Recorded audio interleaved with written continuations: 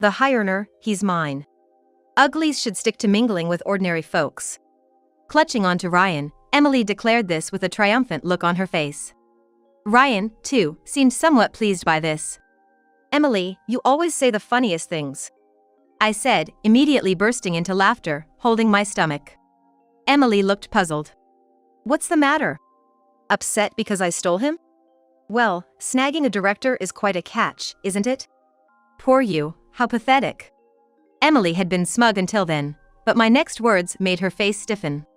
I'm the director, you know? I am Samantha Adams. This year, I turned 55. My family consists of my elderly mother and my younger sister, Emily. Emily, my sister, has quite a troublesome personality. That's because she finds joy in harassing me. Since middle school, Emily started to see me as an enemy. The reason was that we were often compared in terms of our test scores. Emily, who did poorly in her grades, was often scolded by our parents. Because of this, Emily started to resent me. Emily would ostentatiously date the guys I liked. As a result, I could never have a boyfriend. Emily had a signature phrase. Oops, I did it again. I stole another guy you liked. Sorry, sis? She would always say this with a triumphant smile on her face. The guy I liked in middle school was someone I was quite serious about. So, when Emily took him away, I was so frustrated that I cried all night. I wish I could have done something, but I couldn't compete with the cute and cunning Emily. So, I had no choice but to cry myself to sleep. After such incidents repeated several times, I gradually gave up on the situation. Even if I liked someone, Emily would just steal him away. I thought it was better to focus on my studies rather than fall for someone. I had a dream of becoming a doctor. I wanted to help others with medical care, like I was once helped during a hospital stay. I wanted to make someone smile through medical care. That became my goal. So, I worked even harder on my studies. Emily would mock me, nerd, throwing away your youth. Well, with your looks, it's not like guys are lining up for you, she would laugh scornfully. I used that frustration as fuel to dive even deeper into my studies. While Emily was out playing with guys, I became more absorbed in my studies. Studying was incredibly rewarding. The more I worked, the better my grades got. Eventually, I attended a women's medical college. I achieved my dream of becoming a doctor. Emily went to a community college and became a preschool teacher, but she quit soon after. I left home when I went off to college. The reason I left was to avoid Emily. As a result, I only went back home for the holidays, like Thanksgiving and Christmas. Since then, I've been working at the hospital for over 20 years. It's been a continuous struggle. Starting as a medical intern, the world of doctors was still very much a man's world. My male colleagues seemed to be favored by the department heads and directors. It appeared that women were expected to quit after getting married, so I felt the training I received wasn't as intensive as my male peers. But I couldn't afford to lose. So, I devoted myself to work without getting involved in any romantic relationships with men. As a result, I began to be recognized by my peers and have reached my current position. Just when I thought I might remain single, I started dating Ryan. Ryan was a colleague from my cohort, but we hadn't had much interaction before. I was in surgery, and he was in internal medicine. We only really met at gatherings of colleagues. So, initially, I never imagined it would lead to romance. The reason I ended up dating Ryan was purely by chance. We ran into each other at a restaurant we both happened to visit on our day off. We shared a table and got to talking. Conversations with Ryan were enjoyable. Being doctors, we had a lot in common and never ran out of things to talk about. I knew Ryan was divorced, apparently because his ex-wife had cheated on him. Well, that couldn't be helped. I found myself wanting to spend more and more time with the enjoyable Ryan. He felt the same and asked me out. I was thrilled and immediately said yes. We went on many dates, trying to match our busy schedules for meals together. It was hectic but fun. Then, about 6 months into our relationship, it happened. I want you to marry me, Ryan suddenly proposed. I was already over 50 and had given up on marriage. But Ryan's proposal gave me a glimmer of hope. Before I knew it, I was saying yes. I'd love to Ryan. I called my mom to tell her the news and we planned to visit home with Ryan to formally introduce him. I can still find happiness as a woman, I muttered to myself. I was blissfully unaware of what was to come. The day came to introduce Ryan to my family. We headed to my parents' house together. It was the first time I'd been back since New Year's. Feeling a bit odd, I said, "I'm home," and opened the front door. "Welcome back." My aged mother greeted us. My father had passed away 5 years ago from illness, so now only my mother and Emily lived there. Emily had been married but recently got divorced and returned home. So, the chances were high that she'd be there. I prayed she wouldn't be. In the past, Emily had stolen several men I liked. I didn't want Ryan and Emily to meet. But my prayers were in vain as I heard, "Big sis, long time no see." There sat Emily, confidently in the living room. I stood there, dumbfounded, as Emily looked at me with a gleeful smile. "Big sis, you're finally getting married, right? It's great you found someone with such unique taste. I waited here just to see this precious fiancé of yours." After saying that, Emily looked at Ryan. "Nice to meet you. I'm Emily, her sister. We're gonna be family, so let's get along," Emily said, flashing a smile at Ryan. "She's cute." I didn't miss Ryan muttering that under his breath. Emily looks much younger than her age, being only 2 years younger than me. She's a natural beauty, resembling our mother. Which probably explains her success with men when she was younger. In contrast, I resemble our late father, with a more modest appearance. Then, Ryan and Emily started chatting happily. "Wow, so you're a doctor just like my sister? That's impressive. Given your age, you must hold a senior position? How wonderful." Emily was showering Ryan with compliments, as usual.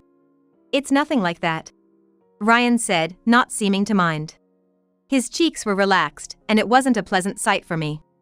As they were creating their own little world, Emily suddenly murmured, "I wish I had met someone like Ryan. I would have loved to marry him." "Emily!" I couldn't help but reprimand her. Even our mother frowned at Emily's inappropriate remark. Then Ryan said, "It's okay, Samantha's just too strict," as if he was scolding me. After that, Emily and Ryan continued to chat happily. My mother and I were left out. I began to feel a bit uneasy about the future. Since then, I've avoided taking Ryan to my family home. I hadn't been in touch with Emily at all, but after introducing Ryan, she started emailing me frequently. "Bring Ryan over to the house. If you can't, take me to his place.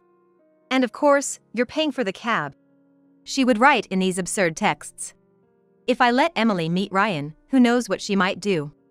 I might even lose him to her. Fearing this, I've been keeping Ryan away from Emily. But lately, Ryan's been acting strangely. We used to have meals together whenever our off days aligned. But recently, he's been turning me down more often. "Sorry, but I have plans with a friend on Saturday night," he'd say, looking regretful. We both work at the same hospital, and our shifts are 24 hours. So matching our free time is hard. Having meals with Ryan was precious to me. But I couldn't push him. So all I could say was, "Okay, let's plan for another time," and let it go. Then one day, a shocking truth came to light. Ryan and I had decided to register our marriage on the day we started dating. He wanted to cherish our anniversary, saying, "Wouldn't it be romantic to register on our special day?" So, I was eagerly waiting for that day to come. With just 2 weeks left until the registration day, I received an unexpected call from Emily. I was at the hospital, and she said, "I'm at a cafe near your hospital right now. Can you come over?" I didn't have any surgery scheduled that day. And since Emily didn't want to talk over the phone, I reluctantly headed to the cafe she mentioned. When I arrived, a bad feeling washed over me. To my dismay, Emily and Ryan were sitting together, chatting and laughing. Why are Ryan and Emily together? I couldn't help but feel uneasy. When Emily saw me, she yelled, "Big sis, come over here quick," and gestured loudly. Until then, Ryan had been smiling, but he looked somewhat uneasy upon seeing me. "What's this all about?" I asked bluntly as I took a seat, directing my question at Emily. Then, Emily began to speak with apparent joy. "Actually, I married Ryan yesterday. We filed the marriage registration. So now, Ryan's mine. Could you break it off with him, please?" "What? What are you talking about?" I turned to Ryan in disbelief. It made no sense that Emily and Ryan were married, especially since I had been careful to keep them from meeting. My mind was nearly in a panic. Then, Ryan began to explain hesitantly. Emily came to our hospital and gave me her contact info. We started talking from there. Apparently, the reason he had been declining my invitations was because he had been seeing Emily. And, it seems, he had gradually fallen for her. So, that means our engagement is off. But you'll be fine, right, Samantha? You've always been single, you're used to it, aren't you? Ryan said with a smirk, showing no sign of remorse. It was as if he didn't care about the whole situation. Just that his choice of spouse had changed. I can't believe this! I let out a voice filled with despair. Just when I thought I had finally found happiness as a woman. It was so easily stolen by Emily. And now, Emily and Ryan were already officially married. No matter what I did, I couldn't be with Ryan anymore. As I was sinking into despair, Emily chuckled. The high earner, he's mine. Uglies should stick to mingling with ordinary folks. Emily said, clinging to Ryan with a triumphant look. Ryan, too, seemed not entirely displeased. Well, someone like you, an old maid, there's no demand for you in the dating scene, right? You're just a low-level doctor, you don't have money, do you? Emily continued to look down on me, bursting into loud laughter. That's when I realized a major misunderstanding on Emily's part. Understanding the situation, I suddenly found it amusing. Emily, you always say the funniest things. I said, then burst into laughter, holding my stomach. Emily looked puzzled. What's the matter? Upset because I stole him? Well, snagging a director is quite a catch, isn't it? Poor you, how pathetic. Emily jeered, still convinced she had the upper hand. It was time for a counterattack. I couldn't just stay silent after being ridiculed like this. I grinned slyly. It was time to make Emily and Ryan realize they were heading for a downfall. Emily had been smug until then, but my next words made her face stiffen. I am the director of the hospital, you know. Emily clearly hadn't expected that. What? What do you mean? I heard other doctors talking about the director getting married when I first went to the hospital. Wasn't that about Ryan? Emily asked, now flustered and questioning Ryan. Ryan looked bewildered by Emily's reaction. No. I'm not the director or anything. I don't remember saying anything like that. Ryan said, looking confused. Emily must have overheard the other doctors and mistakenly thought that Ryan, a man, was the director. Emily always had a thing about respecting men. Besides, a female director is rare. So, it's understandable she got it wrong. Then what are you, Ryan? Not a director but a department head? If that's the case, I guess I can forgive you. Emily said, looking at Ryan expectantly. Ryan seemed at a loss for words. Indeed, it would take some courage to reveal his actual position in this situation. As Ryan remained silent, Emily, growing impatient, turned to me and yelled. You know what Ryan's job is, right? Just tell me already. Emily was as bossy as ever. I couldn't help but think if that was the way to ask for something. Ryan kept glancing at me nervously. We had done something irreversible by getting married. Telling Emily about his job would probably horrify her. But we couldn't go on like this. I was a bit curious to see her shocked expression. So, being the kind person I am, I decided to just tell her. Ryan is part-time. So, he doesn't earn as much as you're expecting, Emily. Emily looked stunned for a moment. Then her face turned pale. What? Why is he part-time when he's your peer? What's going on, Ryan? Her shout echoed throughout the cafe.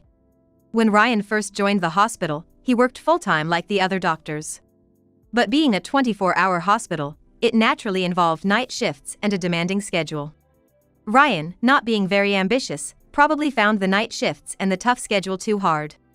After a while, he negotiated with the hospital to work part-time. So now, he works like he's doing a side job. Of course, being a doctor, he earns more than a regular side job. But compared to full-time doctors, the difference is clear. Being part-time means he gets paid by the hour, and there's no bonus. Plus, more days off means less salary. When I explained this to Emily, she gritted her teeth in frustration. I married him thinking he had a high income. Now my plan is ruined, she said and started crying. Your plan? I asked, feeling a bad premonition. After making a scene, Emily said, I have debts, and I was hoping Ryan would help pay them off. And started crying even more. Ryan turned pale upon hearing about the debt. It must have been news to him. As it turned out, Emily was hooked on strip clubs. She had visited various clubs for their introductory offers, but at one club, she fell for a guy. To support him, she started visiting frequently, running up a huge tab. She even ordered a lot of champagne whenever he asked. Actually, it turns out the reason for her divorce from her previous husband was also because she was financially supporting a man, and her debt was discovered. That's what led to the divorce, it seems. I was completely taken aback by Emily's behavior. A tab at a strip club? Ryan's face grew even paler. And they were already married. I can't pay off that kind of debt with just my salary, he muttered to himself. Desperate, Emily turned to me. That's it. You pay off the tab, Samantha. You're a director, you must have the money, right? I don't need Ryan anymore, I'll return him to you. Emily's eyes were bloodshot, terrifying. She must have been in a critical situation. But I had no intention of listening to her. I absolutely refuse to pay off your tab.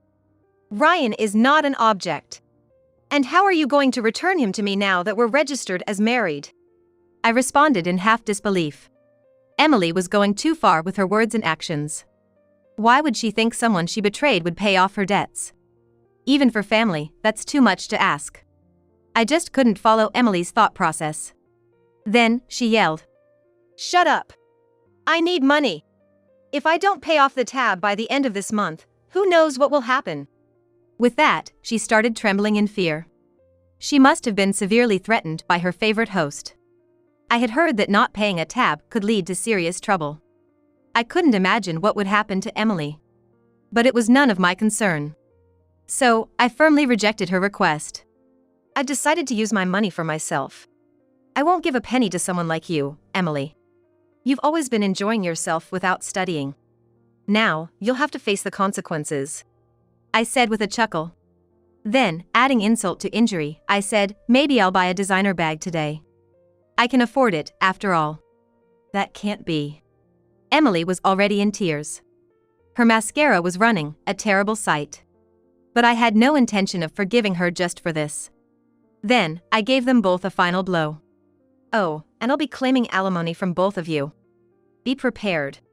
And I won't reduce it just because Emily has debts. At my words, both of them looked even more desperate. It's all your fault for being misleading.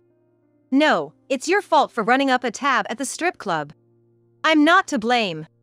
Emily and Ryan started blaming each other. They were a match in their ugliness. Just struggle with money from now on. I told them and left. Soon after, Emily and Ryan divorced. Both of them ended up with 2 divorces. I, through my lawyer, claimed alimony from both of them. Since Ryan and I were only engaged, the amount wasn't huge. But it must have been a painful expense for them. Ryan was part-time, and Emily had the club debt on top of that. The alimony must have been mentally tough for them. I had decided to be thorough, so I had no regrets. Later, Ryan left the hospital. Working with me must have been awkward. Also, the hospital was abuzz with rumors about him. I'm the director and the victim here. So the rumors didn't bother me. But for Ryan, it was different. He was the perpetrator and the one deceived by Emily. It must have been uncomfortable for him. Ryan might plan to work at another hospital, but it won't be easy.